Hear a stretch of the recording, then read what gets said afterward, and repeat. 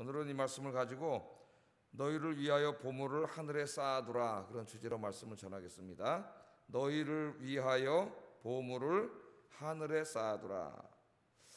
자, 오늘 예수님이 이 재물에 대해서 가르치는 말씀입니다. 예수님의 제자들은 이 하나님께서 주신 재물을 어떻게 사용해야 되는가, 어떻게 벌어야 되는가, 여기에 대해서 말씀하시는 것보다는 이미 하나님 주신 재물을 어떻게 사용해야 되는가, 여기에 강조점을 두어서 오늘 설교를 하셨는데, 예수님의 설교에 의하면 두 종류의 사람이 있습니다.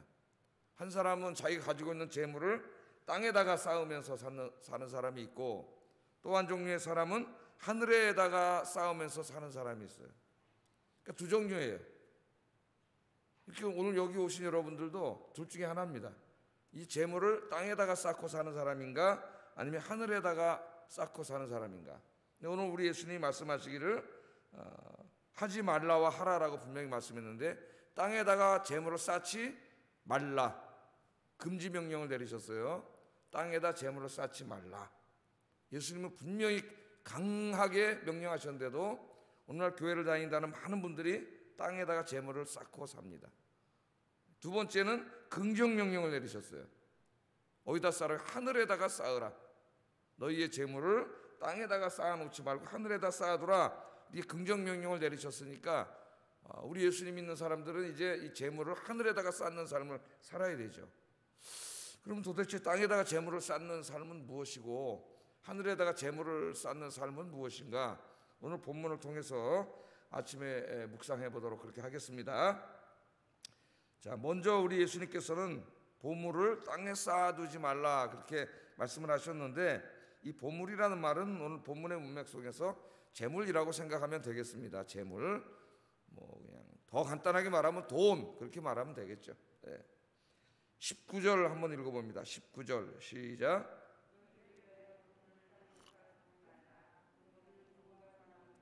도둑이 구멍을 뚫고 도둑질 하느니라. 아멘. 여러분, 이제 재물을 어디다가 쌓아둘 정도가 되면은 내가 먹고 사는 거 외에 좀 여분이 있는 거죠. 그죠? 여분이 좀 있는 겁니다. 먹고 사는 거 외에 여분이 없으면 쌓아둘 돈이 없겠죠. 좀 여분이 있는 거예요. 자, 근데 여기 이제 이 보물은 재물이라 그랬습니다.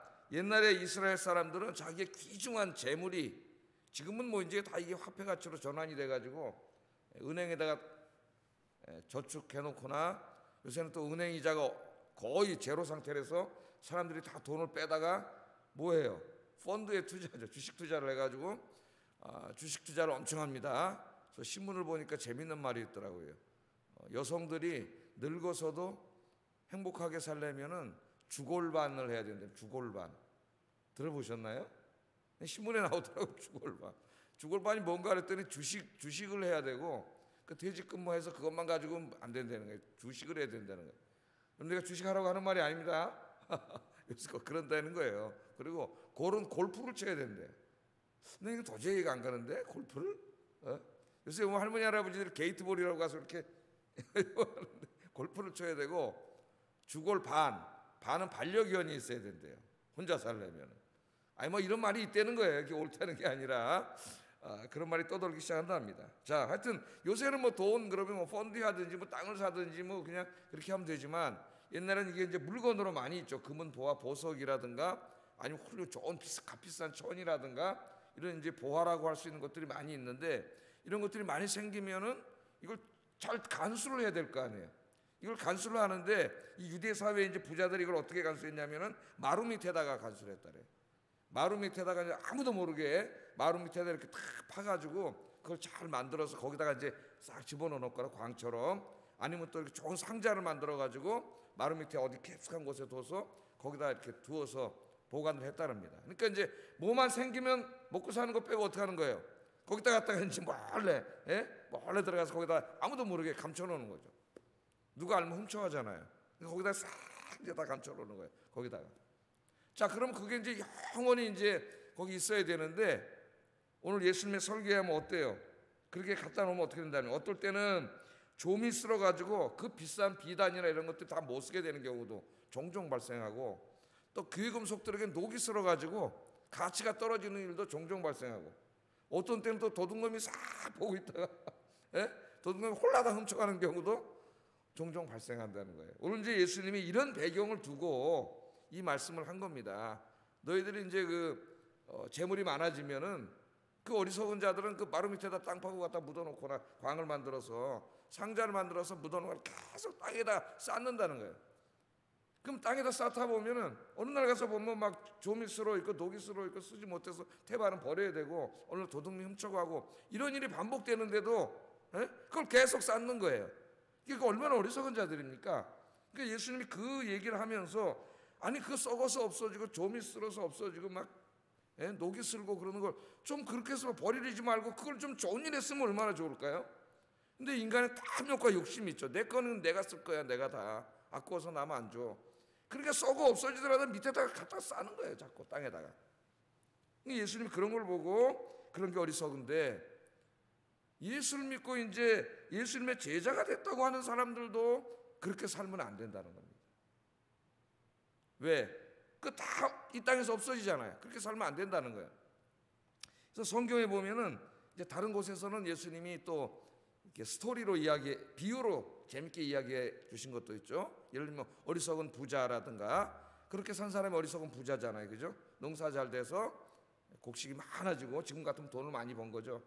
그러면 이제 이스라엘 사람이기 때문에 하나님 말씀이 율법의 말씀대로 살아야 돼요. 율법의 말씀대로 살려면 하나님께 드리고 가난한 이웃들에게 나눠주고 선한 일에 써야 됩니다. 그런데 돈을 벌게 되면 돈이 아까워지는 거예요. 이 돈을 자기를 위해서 쌓기 시작하면 점점 더 아까워집니다. 그래서 돈을 모으고 쌓기 시작하면 거기서 누구를 조금 더 주기가 굉장히 힘들어져요. 돈의 권세에 이제 사로잡히게 되는데 그게 어리석은 부자예요. 그래서 창고만 지는 거예요. 더 창고를 크게 짓고 거기다 자꾸 쌓아놓고 거기 가득 차니까 야 내 영혼아 평안하라 평생 먹고 살게 생겼구나. 그랬더니 하나님이 오늘 밤에 어리석은 자여 내가 오늘 밤에 네 생명을 걷어갈 건데 그거 누구께 되겠냐? 쌓아놓은 거. 오늘 이 말씀을 다른 얘기로 한 겁니다. 비유의 말씀으로. 또 누가복음 16장에 보면은 그 거지 나사로 비유가 나오잖아요. 거지 나사로 비유에도 보면은 어때요? 그 부자가 나오죠. 거지 나사로가 그 부잣집 앞에 가서 맨날 얻어먹고 살고 있는데 개가 여기 3,000원 대를 핥을 정도로 가난하게 사는데 이 부자가 그 거지를 보고도 도와주질 않습니다. 근데 부자는 어떻게 하고 댕겨요? 누가복음 16장에 보면 값비싼 옷을 입고 또 화려한 생활을 했다 그랬어요. 온갖 그 번 돈을 가지고 자기를 위해서 자기 가족을 위해서 펑펑 쓰고 댕기고 남는 건 다 모아놓고 평생 나만 쓰리라. 문 열고 나가면 가난한 사람이 있는데 동포가 있는데 하나도 도와주지 않는 거예요. 그 비유 끝이 어떻게 돼요? 그래서 어느 날 둘 다 죽었습니다. 안 죽을 사람이 어디 있습니까? 그죠? 죽음 앞에 다 평등한 거예요. 거지 나사로는 이 땅에서는 가난하게 살았지만 하나님을 믿는 사람이었기 때문에 아브라함의 품에 안겨서 천국에서 안식을 누리고 있는데 이 땅에서는 펑펑 쓰면서 이 재물을 갖다 전부 땅에다가 쌓아두고 자기만을 위해서 펑펑 쓰다 죽은 이 부자는 어떻게 됐어요? 지옥에 갔잖아요. 지옥에. 이 비유를 우리가 허투루 그냥 간단하게 읽으면 안 됩니다. 지옥에 갔다는 걸 물론 이건 비유의 말씀이지만 그게 그만큼 심각한 죄라는 거예요. 왜? 하나님 말씀은 정면을 어기잖아요. 그러면 예수님이 땅에 쌓아두지 말라는 말씀을 이야기로 비유로 다시 설명한 내용들입니다. 그런 말씀들이 우리 인간은 누구나 이 땅에 태어나서 직장을 갖고 또 장사도 하고 사업도 하면서 돈을 벌죠. 그래서 어느 정도 이제 인간이 이 땅에 살아가려면 육신의 필요가 채워져야 돼요. 그죠? 그러니까 사람은 자기가 살 집이 있어야 돼요. 근데 서울에 이미 50% 이상의 사람들이 자기 집이 없어요. 그러니까 이것은 우리 사회가 정의로운 사회가 아니라는 거예요. 뭐가 너무 편중되는 거예요. 아니 개도 자기 집이 있는데 사람이 자기 집이 없다는 게 말이 안 되죠. 근데 사람이 집이 없어요. 대부분의 사람들이. 가난하게 살아가야 돼요. 우리 인간들이. 그러니까 자기 집을 갖고 좀 어느 정도 벌어서 뭐 밥은 당연히 먹어야 되겠죠. 옷도 사 입어야 되고 또 때는 조금 여유 자금을 가지고 또 여행도 한 번 정도 하고 문화생활도 조금 하고 뭐 또 맛집 있다면 뭐 자주는 못 가도 가끔 한번 가족들하고 한번 가고 그 정도. 그죠? 그 정도의 삶을 희망하는 것은 여기에 해당되지 않아요. 이 가르침에. 그것은 일용할 양식입니다. 하나님이 일용할 양식을 해서 구하라 그랬잖아요. 그러나 그 이상의 것을 추구하기 시작할 때 탐욕과 욕심에 사로잡히게 되고 이 어리석은 부자들처럼 예수님의 말씀을 어기고 살게 됩니다. 그래서 땅에 쌓아두지 마라 그랬어요. 땅에 쌓아두지 마라. 아무리 쌓아둬도 거기다 아무리 감춰놓으면 녹이 쓸거나 아니면 좀이 쓸어가지고 다 버리게 되는 것처럼 이 땅에다 아무리 쌓아도 영원히 소유하지 못하는 거잖아요. 이게 인간이 굉장히 어리석은 거죠. 100살도 못 살고 죽습니다. 요새 뭐 100세 인생 100세 인생 그러는데 아직까지 100살까지 사는 사람 거의 없어요. 지금 우리나라 유명하신 분 중에 그 김영석 교수님이라고 연세대학교 철학과 교수님 하시던 분이 102세 2살인가 그러셔요. 근데 아직도 책을 쓰세요. 책을 쓰시면 참 대단하시다 생각하고 90대 중반쯤 된 분 중에서 김동길 교수라고 하시는 분이 아직도 유튜브 나와서 정치 얘기를 하시는 거 보면 참 대단하다는 생각이 들어요.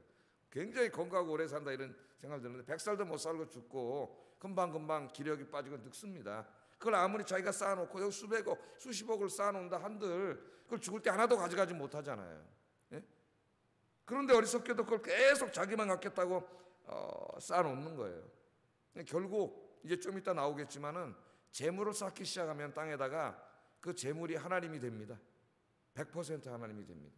그래서 하나님이 지배하는 인생이 아니라 돈의 지배를 받는 인생이 돼요.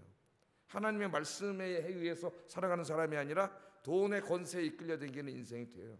그래서 우리 예수님은 그렇게 살면 그 거지 나사로 비유에 나오는 그 부자처럼 되기 때문에 그리스도인들은 땅에다 쌓으면 안 된다는 거예요. 그러면 우리 그리스도인들은 어떻게 돈 벌어서 하나님 복을 주셔가지고 막 돈도 많아지고 그러면 어떻게 되죠? 방법을 다 가르쳐 주셨어요. 20절 한번 읽어보겠습니다. 20절 시작. 거기는 좀이나 동록이 해하지 못하며 도둑이 구멍을 뚫지도 못하고 도둑질도 못하느니라. 야, 하늘에 쌓아두는데 땅에다 쌓아두지 말고 하늘에 쌓아두는데 거기는 도둑놈도 없어요. 그거 못 훔쳐가요. 예? 또 좀도 안 쓸고 녹도 안 쓸어요. 거기는 그대로 보존되는 그런 창고가 하늘에 있는데 하늘에 쌓으라는 거예요. 자, 하늘에 쌓아두는 게 뭐냐? 당시 유대 사회에서 이 하나님이 주신 재물을 선행이나 구제나 혹은 하나님을 위해서 이렇게 드리고 그렇게 쓰는 재물은 하늘에 쌓인다고 생각했습니다. 유대인들이. 그러니까 예수님의 이 설교를 듣고 있는 다 유대인들이잖아요. 너무나 잘 이해해요. 자기들도 그렇게 생각하고 있었기 때문에. 근데 예수님이 그 얘기를 하는 거예요 지금. 그런데도 자기들이 알면서도 인간은 실천 못하죠. 돈에 대해서는 욕심이 있으니까. 그러니까 그걸 알면서도 땅에다가 자꾸 집어넣는 거예요. 예수님이 이것을 다시 상기시켜 줍니다. 그 너희들이 생각하는 건 옳다는 겁니다. 너희들이 이걸 구제나 좋은 일이나 하나님을 위해서 쓰면은 그렇게 쓰는 것이 결국은 어떻게 하는 거예요? 하늘에다 쌓는 거예요. 예? 여기 하늘은 저 하늘을 말하는 게 아니라 그랬죠. 하나님의 나라를 말하는 거예요. 하나님의 나라. 하나님이 계신 곳. 이 땅에 이제 하나님의 나라가 이루어지잖아요. 그럼 구원받은 사람은 여기서 영원히 살게 되는데 그 영원히 살게 되는 하나님 나라에다가 쌓는 거예요. 그러니까 결국 우리의 미래를 위해서 쌓는 거죠. 그죠? 우리 미래를 준비하시잖아요, 여러분. 뭐 이렇게 연금도 드시고 뭐 또 보험도 하고 뭐 자기 노후를 위해서 준비를 합니다. 준비를 하는 건 나쁜 게 아니죠. 어느 정도 준비를 다 해놔야 노후를 살 수가 있으니까. 예? 근데 정말 중요한 미래를 위해서는 안 준비한다는 거. 어디서? 더 중요한 미래. 하나님 나라에서 영원히 살 건데요. 늙어서 뭐 10년, 20년밖에 더 살겠어요? 하나님 나라에서 영원히 사는데 정말 중요한 미래를 위해서는 하나도 준비하지 않는 정말 어리석은 사람들 그리스도인. 성경은 그렇게 가르치고 예수님이 이 산상설교에서도 이렇게 강조해서 가르치지만 다른 거는 조금 순종하려고 노력하지만 돈 문제 오면은 꽉 마음이 다칩니다. 돈은 너무 아까워. 그래서 그 사람은 이미 돈이 하나님이 된 사람이에요. 우상 숭배자입니다. 하나님을 믿는 사람이 아니에요. 돈을 믿는 사람이죠. 자, 그러면 어떻게 하면은 이 하늘에 쌓아두는 거냐? 이 사도 바울이 디모데전서 6장 17절 19절에 가르쳐 주셨어요. 한번 읽어보겠습니다. 디모데전서 6장 17절 19절.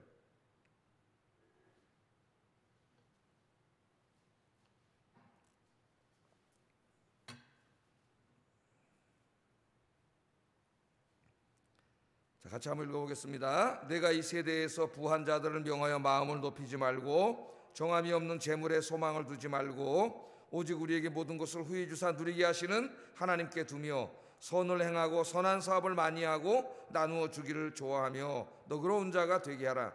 이것이 장래에 자기를 위하여 좋은 터를 쌓아 참된 생명을 취하는 것이니라. 사도 바울이 디모데전서, 이것은 이제 에베소 교회를 목회하고 있는 젊은 목회자 디모데와 에베소 교인들에게 보낸 서신입니다. 그러니까 에베소 교회 보낸 설교가 상당히 많아요. 성경 에베소서도 있고 이 디모데전서도 있고 또 요한계시록에 보면 그 7교회 보내는 편지 중에도 에베소 교회가 있지 않습니까? 자, 여기 보면 부한 자들을 명하여 마음을 높이지 말고, 우리가 자꾸 이렇게 부자들 보면서 부러워하잖아. 돈 많은 사람들은 아이고 좋겠다, 저 사람 좋겠다 부러워하잖아요. 마음을 높이지 말라 그랬어요. 하나님은 정한이 없는 재물에 소망을 두지 말라 그랬는데 우리는 자꾸 소망을 둡니다. 하나님 말씀 거스르는 거죠. 오직 우리에게 모든 것을 후히 주사 누리게 하시는 하나님께 소망을 둬요. 필요한 것들을 하나님 후하게 주신다는 거. 우리 아버지께서, 우리 주기도문에서 공부했죠. 일용할 양식을 위해서도 기도하라 그랬어요. 하나님 주신다 그랬어요.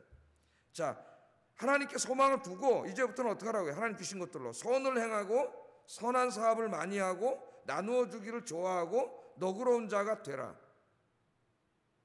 자, 하나님이 지금 재물을 사용하는 방법을 4가지로 지금 가르쳐 주셨어요. 크게 나누면 2가지라고도 할 수 있겠는데, 다시 한번 읽어보세요. 선을 행하는 데 쓰고 선한 사업을 그것도 많이 하라 그랬어요. 많이 하고 나누어 주기를 좋아하고, 나누어 줄 때는 너그럽게 어려운 이웃들에게 나누어 주라, 그렇게 말씀을 하셨어요. 하나님께서. 그럼 이제 이 말씀을 우리가 받고 또 산상설교 말씀을 받으면서 묵상하면서 내가 정말 그렇게 하나님 주신 거 쓰고 있는지를 반성해 봐야 됩니다. 깊이. 정말 나 하나님을 위해서 쓰고 있나? 하나님의 선한 사업들을 위해서 드리고 있나? 어려운 이웃들을 너그럽게 나눠주고 있나? 그렇게 생각을 해봐야 됩니다. 우리 그리스도인들이 검소하게 살아야 되는 이유는 전략해서 내가 부자 되기 위해서이 아니라, 내가 검소하게 살아야 다른 사람을 도울 수 있어요. 자기가 100만 원 벌든 200만 원 벌든 300만 원을 벌든 자기가 다 펑펑 쓰는 사람은 항상 남을 위해 도와줄 게 없습니다. 그러니까 자기가 벌어서 자기가 모으고 자기가 다 펑펑 쓰는 사람은 땅에다가 쌓는 사람이에요. 자기만을 위해서 쓰는 사람. 그런 사람은 아무것도 없는 거예요. 다 그냥 이 땅에 좀 먹고 녹슬어가지고 하나님 나라에는 아무것도 없는 사람들이에요. 이 사람들은. 그런데 오늘 여기 선한 일을 하고 선한 사업을 많이 하고 나누어 주기를 좋아하고 그것도 너그럽게 나눠줘, 이런 사람은 어떻게 한다고요? 그것이 장래가 하나님 나라 임했을 때예요. 자기를 위해 좋은 터를 쌓아 참된 생명을 취하는 것이니라. 그러니까 정말 하나님 나라 가면 거기는 뭐 이제 화폐 경제 이런 게 없기 때문에 뭐 돈을 갖다 하나님 은행에 쌓아놓는 건 아니겠지만은, 그게 어떤 의미로 주어지는 건지 모르지만 오늘 예수님은 분명히 그게 하나님 나라에 없어지지 않고 쌓인다고 합니다. 우리가 선한 일을 하고 하나님께 드리고, 하나님의 선한 사업들을 하는데 내 돈을 쓰고 어려운 이웃들에게 나누어주는 그 돈은 없어지는 게 아니라 하늘 창고에 쌓여지고 있는 거죠. 여러분들이 그만큼 할수록 그게 지금도 하늘 창고에 쌓여지고, 나 자신만을 위해 쓰고 이렇게 하는 돈은 다 그냥 좀 먹고 녹슬어서 없어지는 거예요. 성경은 분명하게 그렇게 가르쳐주고 있어요. 그런데 이 말씀을 순종하기가 제일 어렵습니다. 인간이. 왜? 돈을 너무나 사랑하기 때문에, 돈에 대한 욕심이 있기 때문에 이 설교를 들으면 얼굴이 괴로워져요. 돈에 있는 사람들 얼굴이 괴로워지고 막 이쪽 귀로도 안 들으려고 일로 흘리고 실천할 생각 일도 하지 않아요. 그럼 나중에 어떻게 되는가는 이제 하나님 앞에 섰을 때 엄청난 책망과 하나님의 꾸중으로 다가옵니다. 이 말씀이. 이 부자 나사로는 지옥 갔는데 지옥 갔어요. 물론 예수 믿으면 구원 받겠지만은 오늘 주님이 예수 믿고 구원받은 사람은 그렇게 해야 된다. 그래서 재물을 하늘에 쌓아두면, 이런 선한 사업을 하고 어려운 이웃들에게 나눠주면 이 땅에 쌓은 재물은 없어지지만 그렇게 쓴 돈은 하늘에 쌓인다.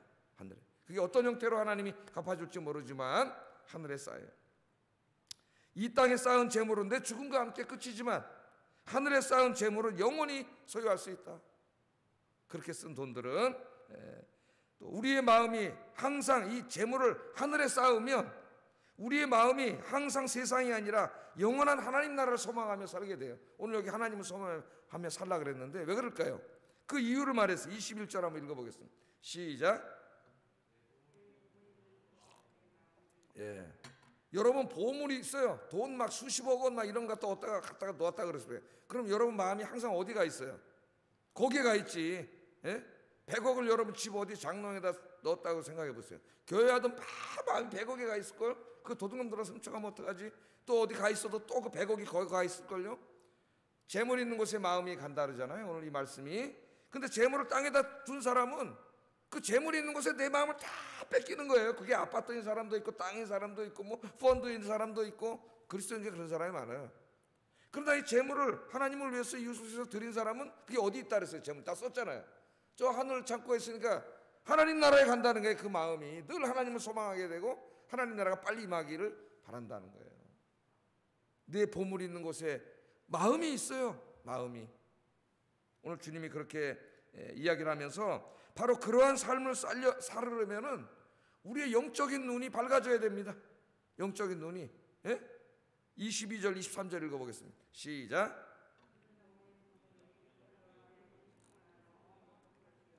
눈이 나쁘면 온몸이 어두울 것이니 그러므로 내게 있는 빛이 어두우면 이 어둠이 얼마나 더하겠느냐. 사실 이 22절 23절의 눈의 비유는 굉장히 어렵습니다. 이게 무슨 의미인지 이해하려면은 이해하기 쉽지 않아요. 그래서 이 마태복음에 이분을 주석하는 주석가들 책을 읽으면은 다 어려워해요. 이게 무슨 말씀인지 다 어렵다래 모든 사람이. 그 제가 여러 번 읽어봤는데 그걸 다 읽어도 뭔 말인지 모르겠어요. 횡설수설하고 있더라고. 다 횡설수설. 예? 좀 이름 있는 학자들도 횡설수설 잘 모르겠으니까 제가 이렇게 설명을 하고 싶어요. 자, 눈이 어두워지면 잘 안 보이죠. 보여요, 안 보여요? 제가 이제 요새 경험을 하고 있는데 이제 눈이 자꾸 어두워지더라고요. 점점 어두워지면서 이렇게 보면은 성경책이 이제 이렇게 요 정도 글이 조명 요 정도 점이 흔들려요. 그래서 어떨 때는 피곤하지 않을 때는 잘 또 보입니다. 근데 어떨 때는 정말 막 뿌얘져가지고 제가 더듬으면서 읽을 때 안 보여서 그런 거예요. 안 보여서. 그래서 돋보기를 갖고 올까 말까 계속 생각하고 아직까지는 그래도 내가 버티고 있어요.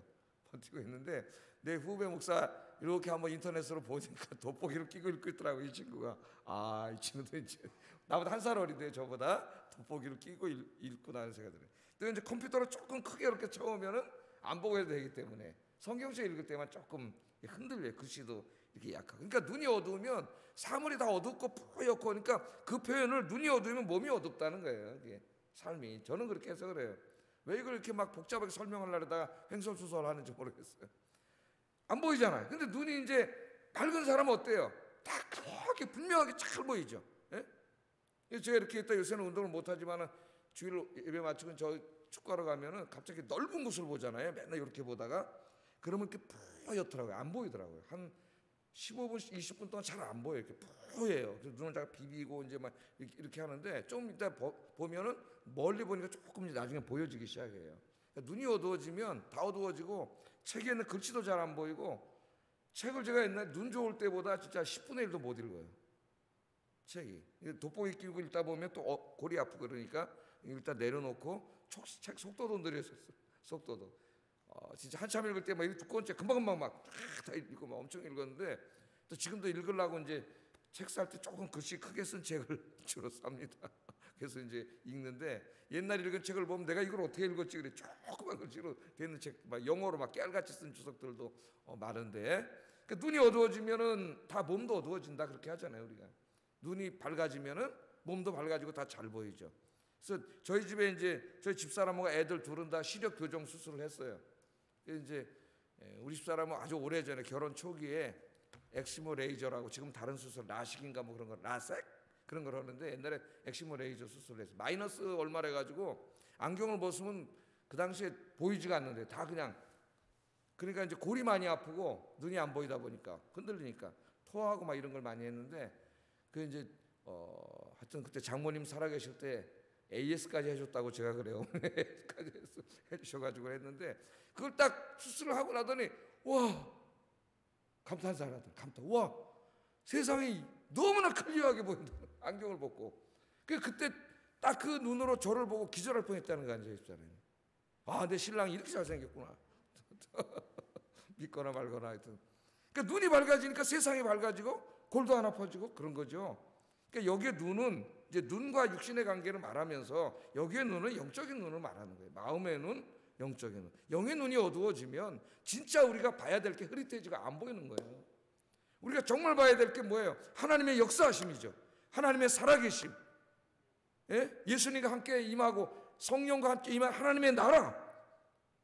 이런 게 이제 보여야 되는데 영의 눈이 어두워지면 몸이 어두워지는 것처럼 여기 다 어두워지고 클리어해지고 보이지가 않는 거예요. 그러니까 어디로 가요? 맨날 육신의 눈으로만 보이니까 땅의 것에만 그렇게 어리석은 삶을 사는 거예요. 그래서 늘 이렇게 기도하고 말씀을 읽고 이게 쉬운 일이 아니에요. 돈의 권세를 극복하는 게 제일 어렵습니다. 인생이. 돈은 그 자체로는 가치 중립적이에요. 그냥 돈이에요. 화폐, 교환의 가치밖에 없을 뿐입니다. 그러므로 인간이 돈을 좋은 데 쓸 수도 있고 나쁜 데 쓸 수도 있어요. 땅에다 쌓을 수도 있고 하늘에 쌓을 수도 있어요. 그러나 돈은 가치 중립적이지만은 않아요. 그 안에 엄청난 영적인 힘이 있습니다. 그건 뭐 제가 설명하지 않아도 여러분이 알 거예요. 돈이 내 마음 확 끌어가잖아요. 그래서 돈의 권세를 이기려면은 영의 눈이 맑아져야 돼요. 그러려면은 내가 늘 기도와 말씀으로 하나님 앞에 무릎 꿇지 않으면 돈의 권세를 절대 이길 수 없어요. 왜 그런지 아세요? 돈 배후에는 사탄이 역사하기 때문입니다. 사탄이. 24절 한번 읽어보겠습니다. 24절 시작.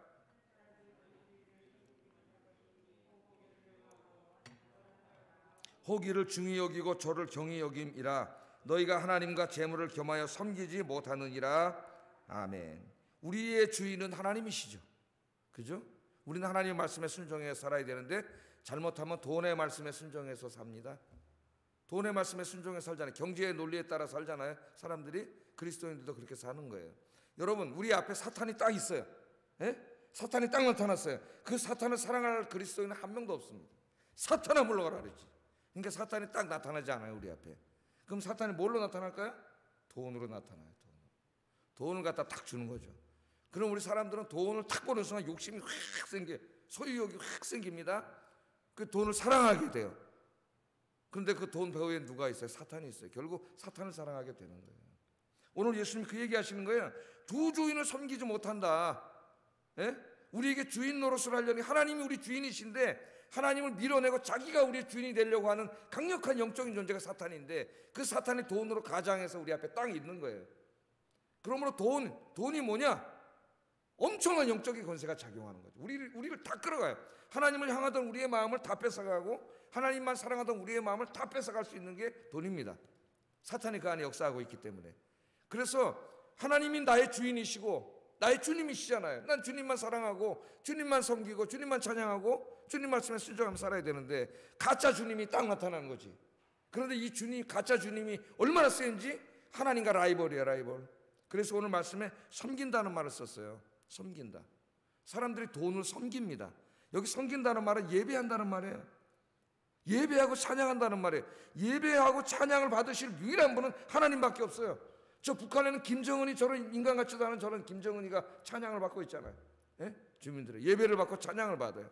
어리석은 우리 아이들이 무슨 아이돌이니 어쩌니 해서 이 또 연예인들 유명인들 찬양하고 또 그 예배를 하잖아요. 숭배를 해 애들이 막 엄청나게 비싼 몇십만 원짜리 선물을 사다 연예인들한테 스포츠 선수한테 갖다 바치죠.